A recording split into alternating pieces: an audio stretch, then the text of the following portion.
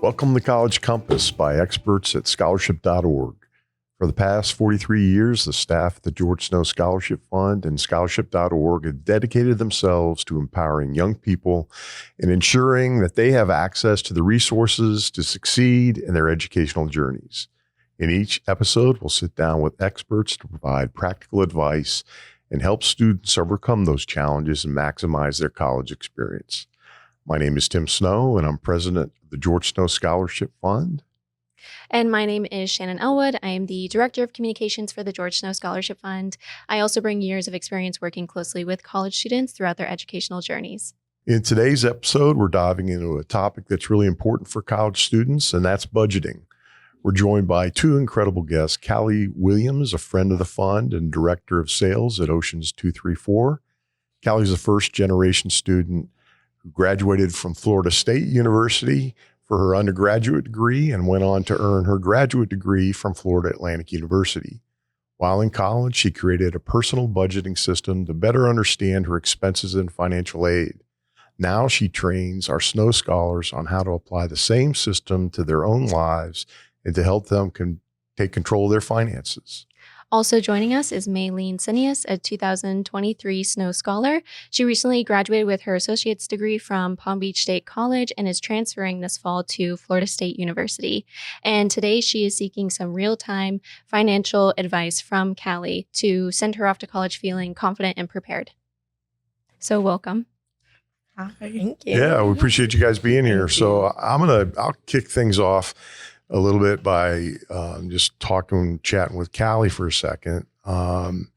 Callie, I've known you and your family for a long time, and the reason you're kind of sitting in that seat with us today is that I remember it was a couple years ago that we went to a young professionals group associated with our local Chamber of Commerce, and we were talking about ways to get involved with the scholarship fund. And after I got to kind of say my spiel, Callie approached me and said that she has a little bit of expertise in budgeting and for the college students specifically. And this is a topic that has always been very important to us because, let's face it, as a college student, you're constantly trying to save money, you're trying to figure out how you're going to pay for college, how you're going to pay for your expenses.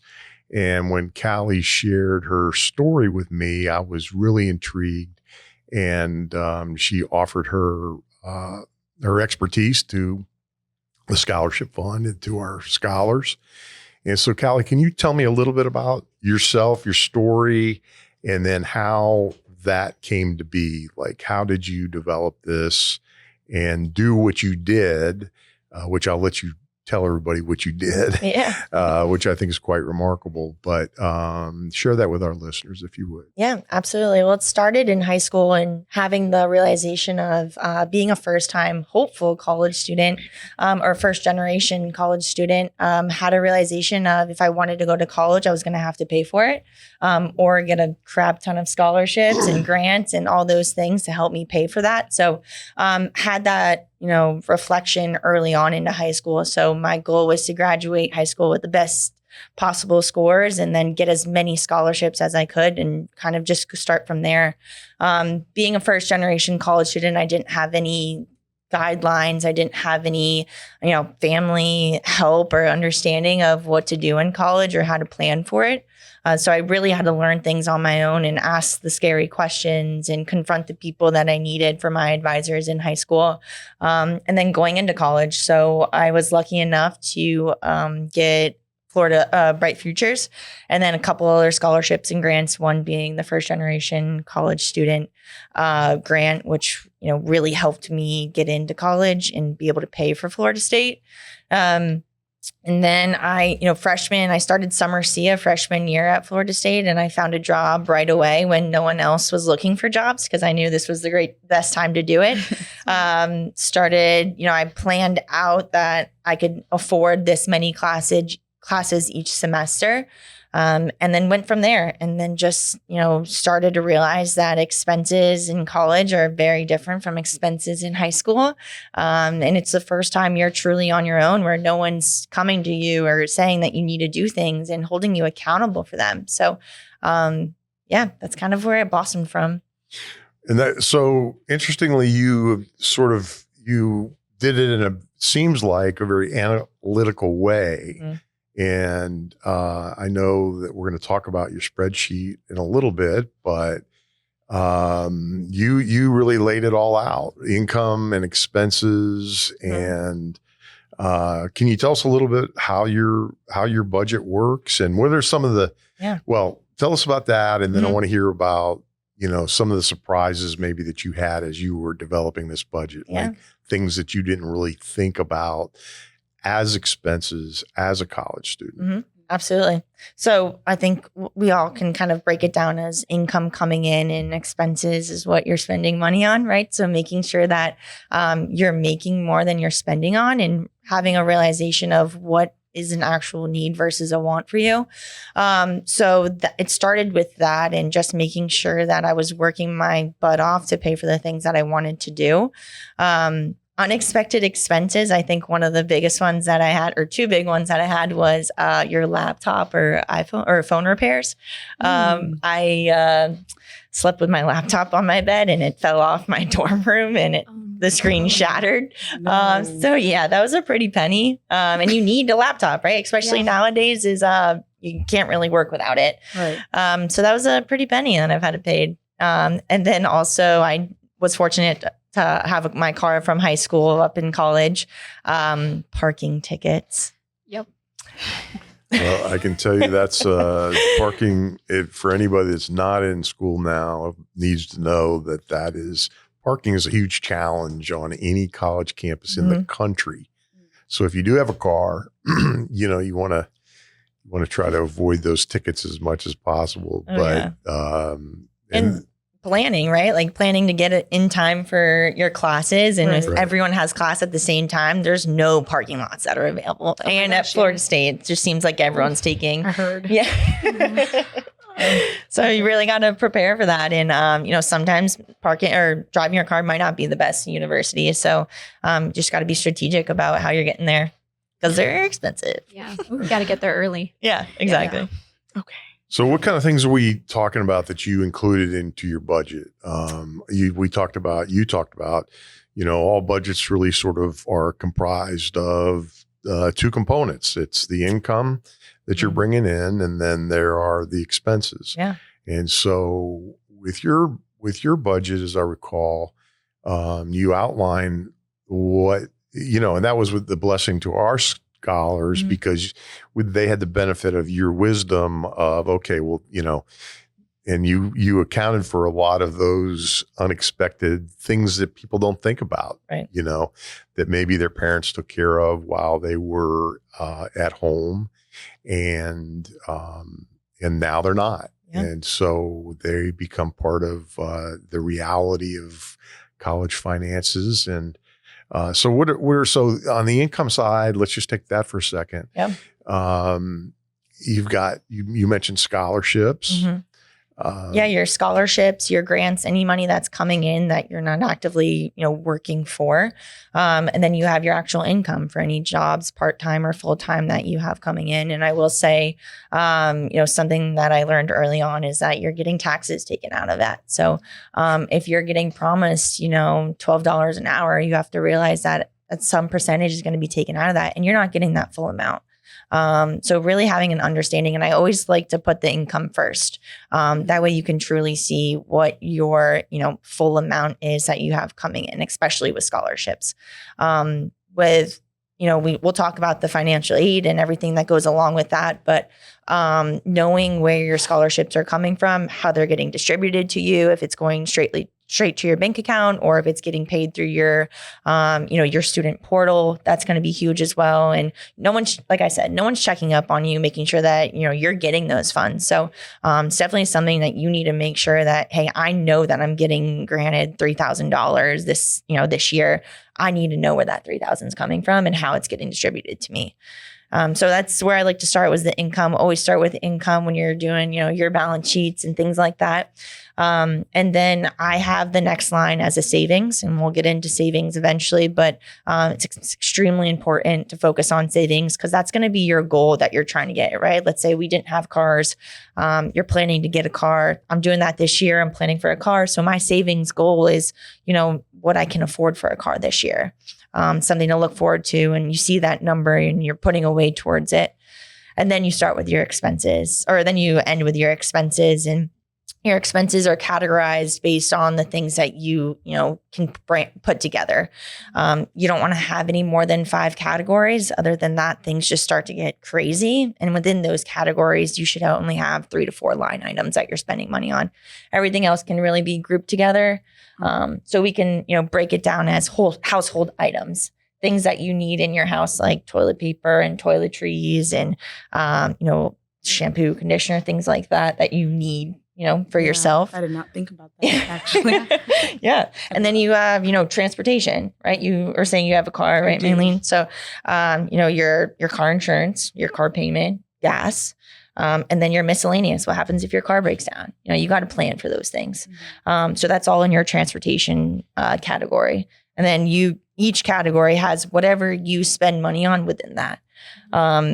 And, you really got to be strategic on what you put your budget to. You're setting that amount, right? You're saying, I'm only going to spend X amount on groceries. I'm only going to spend $50 on gas each week because I know it's only going to take me that amount. Okay. And then you can start to say, like, oh, you know what? I really don't need to drive my car this weekend, or I don't really need to drive my car this week. I can take the bus this week, and start to be strategic about where your money's going and how you're spending it. Okay. I mean, my spread out right now is I'm going to be off-campus student living. I hopefully want to be working part-time. I want to work in the college so that, when the holidays are off, I'm off with the holidays. There you go. Smart. I love that. I am taking, I'm a full-time student, 5 classes, 15 credits. Good for you. And I do have a car, like I stated, and I'm hoping to just walk to the shuttle bus. That's like 5 minutes away from my student living place. And I was like, that's a good idea, because I don't think I can do parking. And I learned just even going to Palm Beach State that if you don't have an early class, you will not get parking. Like, you just won't. Yep. And if you do, it's going to be a walk from where you're going. And for as far as housing and paying for rent, I'm not too sure about how I'm paying for it yet, but I feel like I have a good, I've saved enough for the past 2 years I've been at Palm Beach State, and I feel like I'm ready, but I don't think I have just enough for the whole entire year. Right. So it's just why I know I do want to work and stuff. And so, that's my whole layout right now. That's perfect, right? You can't worry about tomorrow's problems, but you can plan for them. So I think having a spreadsheet of understanding, I know at the end of the year, this is how much it's going to cost me. Right. But for the next 2 months, I know I'm covered because I have this amount. Yes. But then you can say I know I'm going to have this amount that I have to do as a total. So I'm going to work my butt off part-time, whatever that looks like. And I know the amount that I need to cover it. Okay. And that's the beauty of having it in black and white on a spreadsheet. And, I'm much more a numbers guy than I am a word person, but so it all makes sense to me. But remarkably, a lot of folks, may be intimidated by that, but the numbers don't lie. If you have this for a rent expense or a gas expense or car insurance or whatever it is, and the car is just not the car, like you say, you got gas, you got maintenance, you got tires, you got all those kind of things.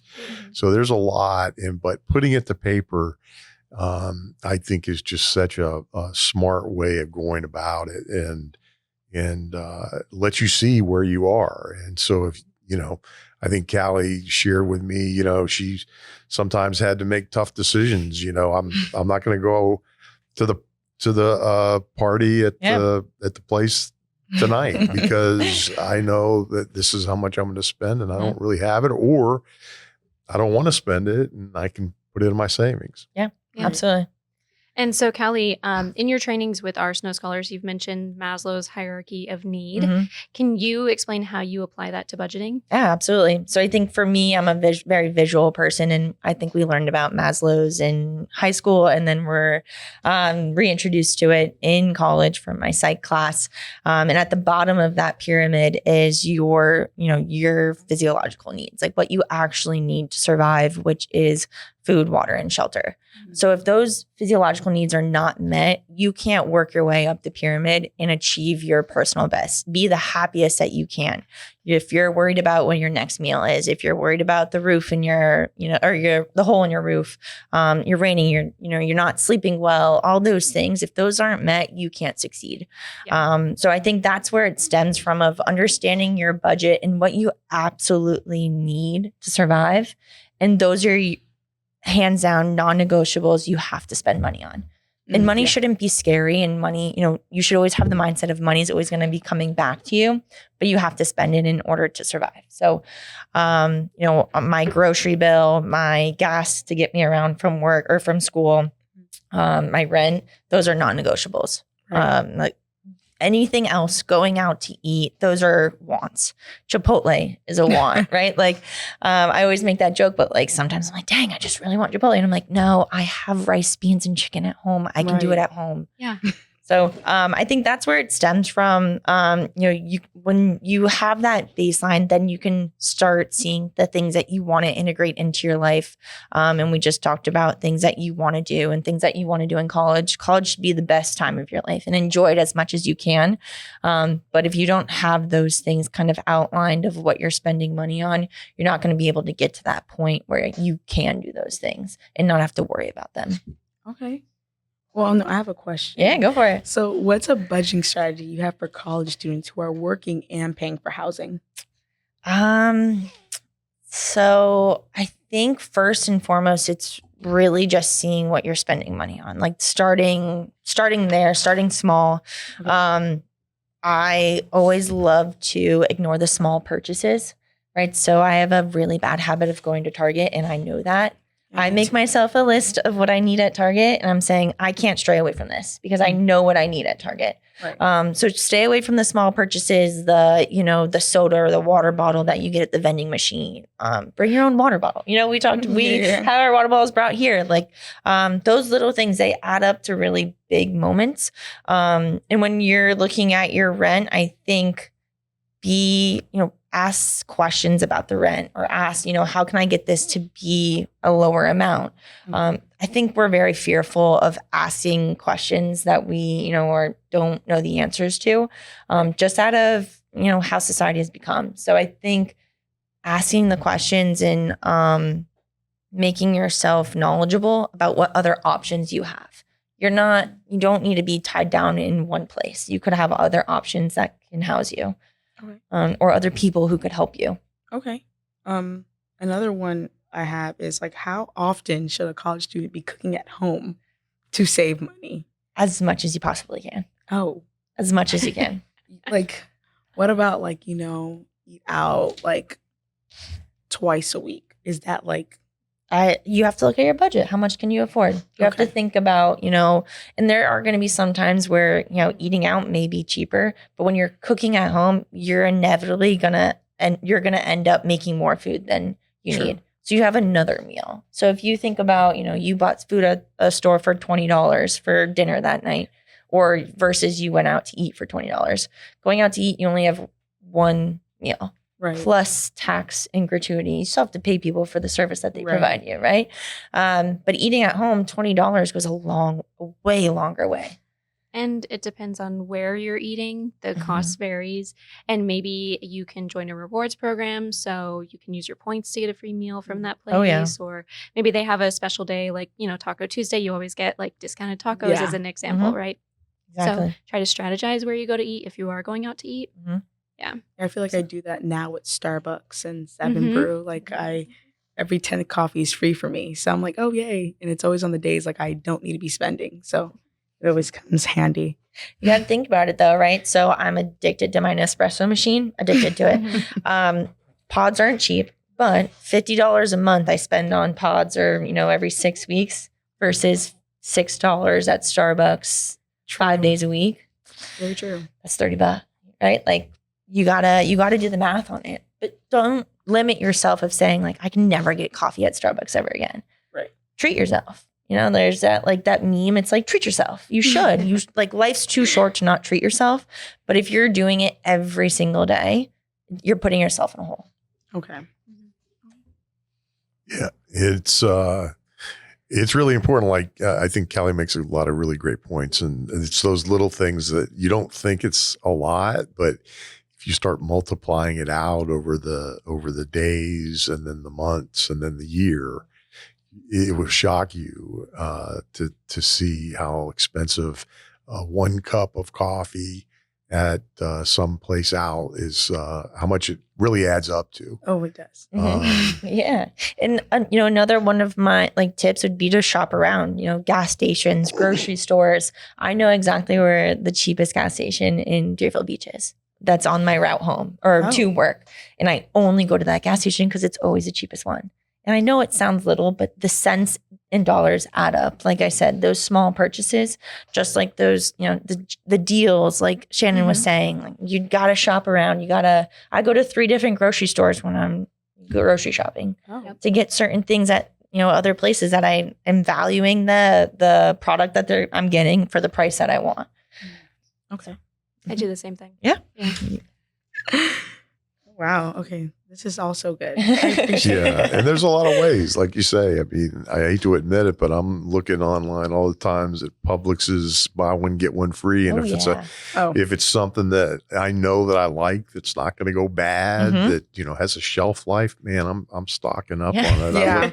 I look a little strange in the checkout line, but That's smart. but you save a ton. You can save a ton of money doing it. Yeah. Callie, you were.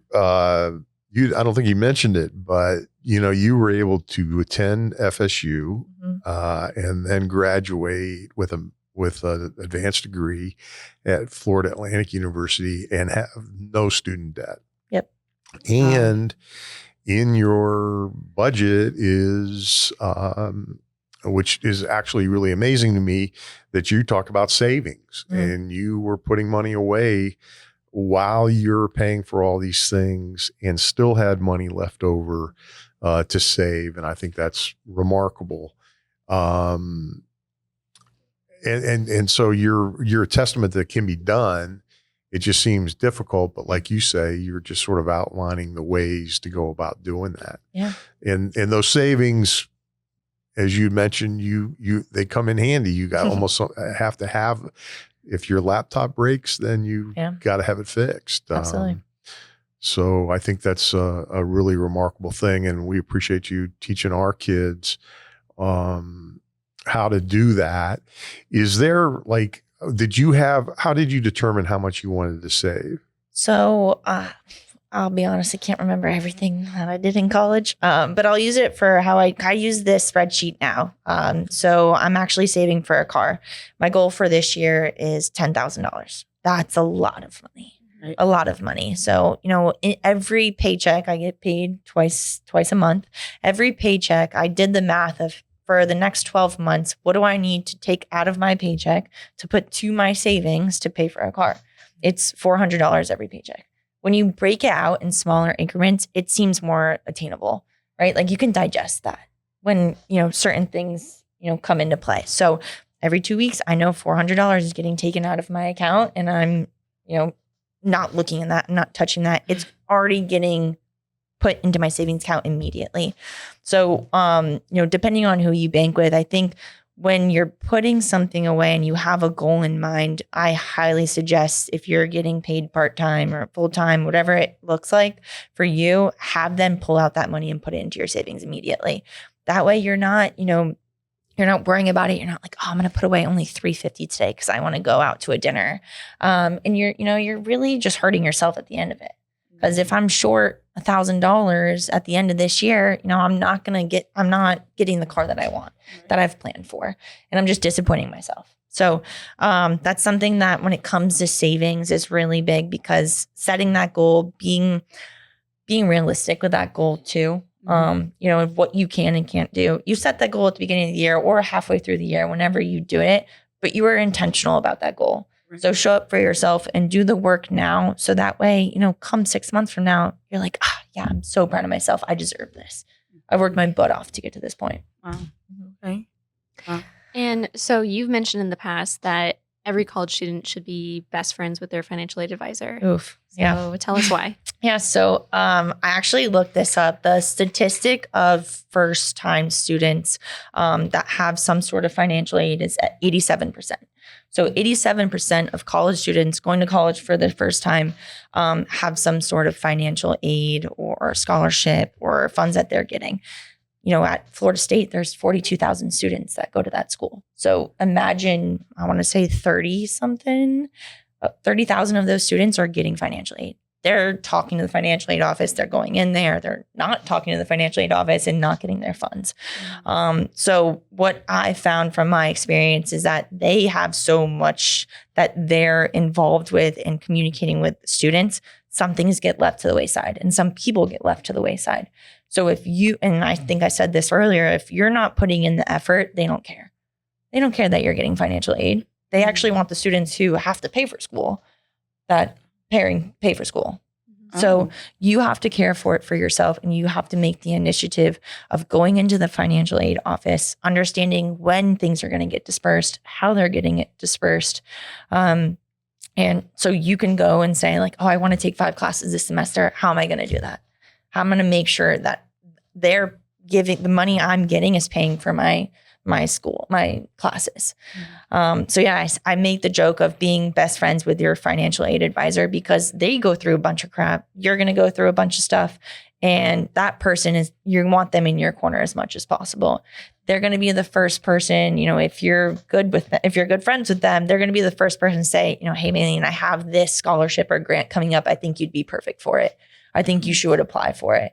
Or, the more times that you go into that financial aid office, you're going to see the flyers of, this grant is open or this scholarship's open for me to go to. Like, how do I get involved with it? Or how do I get approved for it? I think what a lot of high school students don't take advantage of is the research that goes behind the, opportunities for scholarships and grants. There's got to be $1 million or $1 billion out there. I'm probably exaggerating a little bit, but in other scholarships and other grants that are helping students all along the country. Yeah. So you really just got to do the work. And I'm so grateful for what the George Snow Scholarship Fund has been able to establish and create for their students because, no one talks about this. And finances are a funny conversation that everyone feels like it's taboo. Yeah. And when you break through that taboo feeling and having an understanding of, I'm not great with money, but let me start here and let me have those conversations with the right people. Okay. I mean, as far as for financial advising at Palm Beach State, for example, this one period I was so confused because they were asking me to pay for school, and I was like, that's confusing. I have financial aid, and then I have my scholarships, and I'm like, I was so confused. And there's one period of time I had to actually pay out of pocket, and I was so confused. And then this summer they sent me the money back. Yep. And I was like, man, maybe if I did talk a little bit, talk to more people or ask the questions, I would have probably not have to deal with that last summer and be so stressed out. Absolutely. But one thing I do want to mention is, do you advise college students to use a debit card or a credit card when making paying for rent or going grocery shopping? Yeah, absolutely. So actually that same situation happened to me and I was furious. Because it's not, not a small amount that you have to pay for classes. It was not small. Yeah. So when that gets taken out, you're like, wait, this is not something that I planned for. And then when you get the check back, it's almost like, wait, where's this money? What is this? It's funny money. So when it comes to the debit and credit card conversation, I think absolutely don't get a credit card until you have an understanding of what your baseline expenses are. Okay. Once you're actively managing those expenses and saying I know exactly what I'm spending on. I'm not overspending in certain areas. And then you get comfortable with a credit card. And then on that credit card, you're putting your fixed expenses on there. You know that you're always going to put your groceries on there because you're only spending about $100 on there. Right. You're going to put anything like your rent, but you got to be careful with credit card fees. So, most places like apartments will put a fee for paying with a credit card. Yeah. So, I mean, that's money that's just going down the drain. It's 3 to 5%. That's crazy. Like, that's just money that you don't even, you can't even see anymore. So you got to be really strategic about when using your credit card. But I definitely think if you can do it on fixed expenses or things that you absolutely know don't change, they're pretty nominal. Gas, groceries, those are the things that I put on my credit card. And then I would say any fixed expenses. Those are the things that I focus on because I know I can pay them off. Okay. Mm-hmm. I mean, I currently have one and I just use it for gas. Yeah. I've been using it for a little more other things that I probably shouldn't have, like Right. coffee. Yeah. That's the dangerous side of it. Yeah. I mean, it's not a huge penalty to me now, but I know when moving to Florida State, it will probably be like, okay, yeah, no coffee today. You'll be fine. Drink some water, Right. Another question I have is like, what are some tips you wish you knew before you went to college, or like some habits that you got into and that you think college students should unlearn before going in? Yeah, absolutely. I think, especially at Florida State, they always have free events going on campus. Oh, They, whether it be free food or, free giveaways. I wish I partaked in them more or partook. I'm not that good with words either. I wish, I did more of those activities. They always have free stuff going on. So take advantage of those. Right. I meal prepped almost every week. Okay. And I started that very early because I didn't want to eat the food at the food hall. And you get really tired of it. And I didn't even have the dining pass. So I just, don't tell anyone I snuck in sometimes, but, had to eat. But, I meal prepped. I got all my stuff at the dollar store and got dollar store Tupperware. And I still get stuff at the dollar store for my kitchen because it just gets ruined anyways. So, those little things go a long way. But I try to be on campus as much as possible. That's why you're there. You're there for college, and especially at Florida State, they give you an incredible opportunity to meet really great people, be surrounded by individuals that are going through very similar things. And then, an opportunity to connect with people in different activities. Intramural sports is incredible. And if you're not into sports, they have so many different clubs that you can participate in. They're free. They're all free. What's funny is that like a lot of the students from Florida State call Florida State Free Stuff University. So I thought it was funny that you said that. And I was like, okay, they really must give out a lot of stuff over there. That's a good sign. They have bags, stickers, bottles sometimes. I got this pretty pen from my major. I was like, ooh, I feel so special. Garnet and gold, baby. You got to rep it. Okay. Well, good. Let's see. One of the things that I wanted to ask you, Callie, because when you talk to our scholars, you talk about having a budget check-in. Mm-hmm. So what does that mean, and why is that important? Yeah. So once you go through the spreadsheet or create your own spreadsheet, you really have when you finish that spreadsheet, you have a snapshot of what you're expecting to spend money on, right? Mm-hmm. You don't know how close or how far off you are from that number. It's pretty much just an estimate, right? So what I like to do is I do a budget check-in every month. I call it a money date, right? So you're taking yourself out on a money date, whether that be that's your coffee for the week and that's where you're going to spend your $5 or maybe get a croissant or something and really enjoy that moment for the next hour. You're going to take all of your expenses from, whatever bank that you have. You can easily download everything that you spent money on that month. Yeah. And then you're going to categorize everything. All right, I went to Starbucks and that's going to go into my dining out. I went to Publix 3 times this month and that's going to fall under my groceries. And then using the spreadsheet, you're going to add all these things up and then they're going to aggregate to show you what you budgeted for. So you're going to say, I planned for $50 in grocery or $100 in groceries this month and I only spent $75, or I planned $50 of going out and I spent $100. So then it gives you an understanding of, okay, wow, I really need to control my spending in these certain areas, or, oh, I'm giving myself a little bit more leeway in these areas, and I can either put towards savings, or I can, go get myself another coffee date or get another croissant, or, it gives you a true idea of where your money's going instead of just guessing. Okay. So the concept, right, is tracking it, because like you say, if you don't track it, you can establish a budget, but you just don't know where you land at the end of each month. So I think that's such an important point. Callie, one of the things that I remember, I was listening when you were speaking to our students, and you cautioned them against having a pet at school. Oh. And can you just touch on that briefly? Yeah. Absolutely. So I don't know what it was. There's something in the water, but everyone my sophomore year wanted a dog. I don't know if it's just you're being away from school or being away from family. And, sometimes it can get lonely if you're not, out and about all the time. So it seemed like everyone had a dog. And I just think it's a disservice to you and the dog, or any kind of pet, right? Unless it's like a lizard that's outside and you're just hanging out with them. But I think it's a disservice to both you and the animal. You don't have enough time. You really don't. In college, there's so much you have going on that you can't give the animal enough time that it deserves. And then also it's a whole nother category, right? Expensive. Like, it's expensive having an animal. Don't get me started. I have a dog now, and I'm lucky enough to split the expenses with my significant other.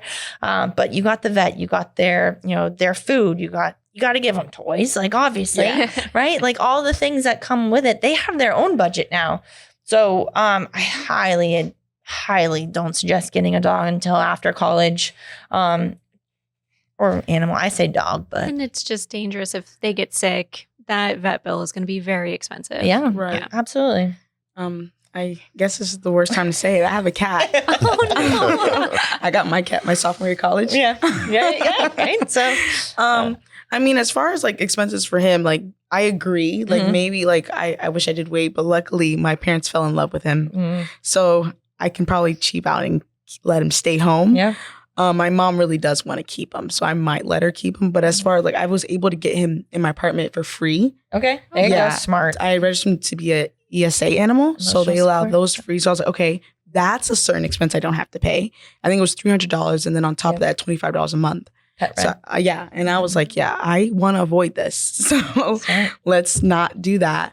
And but as far as like food and litter, I found like stores that that would sell his litter for like not too much. I always get like the big one, and it's about like it's like 21, but sometimes on special occasions it'll be like $18. Right. So that's nice. And then I get him a certain, like I do wet food and dry food. I'm trying to simply get him to eat dry food so that, I can, not spend too much. And then, I mean, I know in Tallahassee, they probably don't have this vet, but Pause to Help, they're very cheap vet. Like for one appointment's $35. Right. Right. And then like, then medicine is more. And like, I don't know if there's vets like this. So Well, you could schedule his annual exams to be down here in South Florida when you come home for a break, right? I'm going to do that. Yeah. Thank you. Yeah, I'm going to definitely do that. But it's an interest, like just to Callie's point is you talked about a lot of things, litter, the food.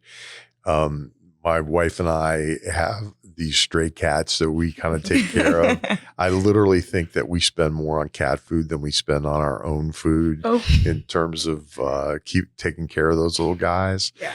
But by putting it on paper, you get to see, and you can actually do an analysis of that before you leave. Yeah. And then you'll make the determination, does it make sense for me to leave him or her here, while I'm away for the couple of years, or bring them with me. But, by putting them on paper and doing the budget, like Callie talks about, you can then make that decision, an informed decision. Right. And it's, as I had mentioned, I'm constantly on Amazon ordering the cat food in bulk because these cats that are not ours, that we're taking, have chosen to take care of, and we're happy to do it. We're able to do it. but man, oh man, it totally adds up. Yeah. And like you say, heaven forbid if some of them got sick or something, and we would take them and get the care that they need. Yeah. And I know that one of our cats, our indoor cats that we have, he had a medical issue, and it was a $3,500 bill. Yeah. And it was an emergency kind of thing. And, you don't, when you take them in there, you don't ask those questions. And frankly, it doesn't matter. You're going to pay the bill because, you want to take care of them. Right. So, vet bills especially can be crazy expensive. Absolutely. And I have one of my categories is Maui's category. So it's my dog's name is Maui, and I have her food, her toys, her vet bills, and then like a miscellaneous line item for it. Her toys, I got a subscription with BarkBox because it's $30 a month, and I can have it as a fixed expense. So I know exactly that $30 is coming out. It's the cheapest thing to get toys. Chewy does, her food every 6 weeks it gets delivered. I know that's a fixed expense, and it's the cheapest way to get food for her. So I'm strategic. Even though I have a dog, I know how much I'm going to have to spend on her, but I'm strategic. Just like you said, the emotional support animal. She's also an emotional support animal. I don't have to pay rent for her. Thank goodness. Because that's a silly expense, right? It is. So finding those ways to be, this is a non-negotiable for me. Maui is a non-negotiable for me. And if your cat is, that's totally fine. But you just have to make sure it fits into your budget. And if you're saying, I got to find a cheaper way to get her food. I got to find a cheaper way to get her, her toys, her vet bills. I'm going to find the cheapest vet in Tallahassee. Yeah. They're there. You just have to put the work in to do the research. Okay. Something I feel like, because I'm a girl or like stuff, what about like the self-care things, like getting your hair done, your nails done, and like outfits? I know this is silly, but like I know like college students, we do think about those things. Yeah, absolutely. When making those decisions, like how like would you go about it? Like, trust me, I get it. You have to be realistic with yourself. Okay. Right? Like if your nails are non-negotiable for you, it's like, you are gonna find the best place that does the nails the best, but that also is in your budget. So if your nails are that important to you, but you're wondering where other money is coming from or where your other money is going, you're either going to work your butt off at work, and make more money, or you're going to not go out to eat, 3 nights a week. And you're going to say, I'm only going to go out to eat one night because I really want to get my nails done. I have line items in my budget for clothes that is not a big line item at all because one, I know that I can make do with what I have. Yeah. But when I do need clothes, I'm going to be strategic on where I'm shopping. There was a Plato's Closet in Tallahassee, and it was a little farther away from the university. Okay. But I was like, okay, if I need something for game day and my heart is set on a really cute outfit for game day, I'm going to go to Plato's Closet or find, the best locations around to go shopping and get what I want. Yeah. Life should be enjoyed and college should be enjoyed. So you shouldn't put so many limitations on yourself where you're like, I'm living by this thing and I'm not actually living the life that you want. Okay. So don't let it limit you. Yeah, I think that's a great way to wrap up our session today. I want to thank both of you guys for being here and for having this interaction, and Callie for you sharing your expertise and your experience with our listeners and especially with our scholars. And Melyne, I know that as a Snow Scholar, you can call Callie anytime with any questions or call us with any questions. But this has been such an informative session on a topic that is very, very important to every college student and actually to everybody, even after graduation, right? Because as we move into the workforce, we still have to stay within our budgets. And it's good to get in this kind of a habit right now as you're still in school and continue that habit, as Callie had mentioned, as you go through your adulthood, and it'll pay off in the future. So we really appreciate, Callie, you coming, sharing your experience. Melyne, you coming to ask the questions. I hope you were a little more informed than when you walked in the door. I was. I feel so much more comfortable now. All That's awesome. Free Stuff University, I definitely will take advantage. As far as my car, I'll definitely use a shuttle. I've learned so much today, and I appreciate you guys inviting me on. So thank you. Of course. We're grateful for both of you guys. So in closing, I want to thank our listeners for tuning in to College Compass by experts at scholarship.org. To help you build a budget of your own, Callie's generously agreed to let us share a copy of her budgeting template, and you can access that by visiting scholarship.org/podcast. In our next episode, we're going to be diving into the topic of joining clubs and organizations and how to do that without becoming sort of overburdened and doing it in a smart, methodical way. Mm.